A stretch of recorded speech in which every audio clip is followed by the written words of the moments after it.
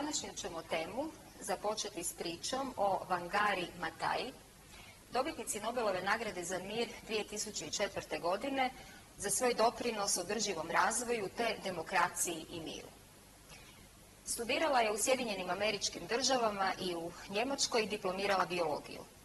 Osnovala je 1977. godine nevladinu ekološku udrugu Green Belt Movement, zahvaljujući kojoj je u Keniji posađeno više od 30 milijuna stabala. Pretpostavljam da znate za tu važnu ženu. Bez obzira na brutalnosti koje je tijekom svojega života doživjela, na primjer bila je nekoliko puta u zatvoru, pretučena, izložena prijetnjama smrću, a sve radi prosvjedovanja protiv političke korupcije i zahtjeva za višestranačkim izborima, Maathai je ustrajala u svojoj borbi za ljudska prava i očuvanje okoliša. Možemo se zapitati što je sve utjecalo na razvoj i oblikovanje njezine osobnosti.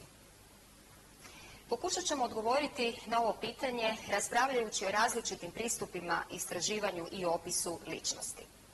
Svaka perspektiva obuhvaća skup teorija koji dijele određene pretpostavke o ljudskoj prirodi, kako se ličnost formira i razvija, jesu li ljudi po prirodi dobri ili loši, o relativnom doprinosu bioloških i okolinskih faktora, pitanju stabilnosti i promjena ličnosti tijekom vremena te mjerenju ličnosti. Započet ćemo naravno sa Sigmundom Freudom. U podlozi Freudova učenja je pretpostavka da je naša ličnost u velikoj mjeri oblikovana silama koje se nalaze u našem nesvjesnom. Freud je usporedio ljudski um sa santom leda, kao što je svima pretpostavljam poznato. Podsvjesni materijal nije zastrašujuć, već samo privremeno izvan dosega svijesti, te ga jednostavno možemo prizvati u svijest onda kada nam je to potrebno. Međutim, ostatak nesvjesnog je duboko mračno more tajnih poriva, želja i nagona, kako to Freud opisuje. Um zadržava te neprihvatljive impulse izvan dosega svijesti. Ipak, oni izlaze na površinu kroz naše snove, naše omaške u jeziku, šale koje pričamo, ljude koji nas privlače i tjeskobu koju osjećamo. Kako radi santa? Na njoj razlikujemo, kao što možete vidjeti, 3 dijela, id, ego i superego. Id je možda najbolje izraziti usklikom želim to odmah. Dakle, id funkcionira po principu ugode i usmjeren je na trenutno zadovoljenje potreba kako bi se smanjila napetost i neugode.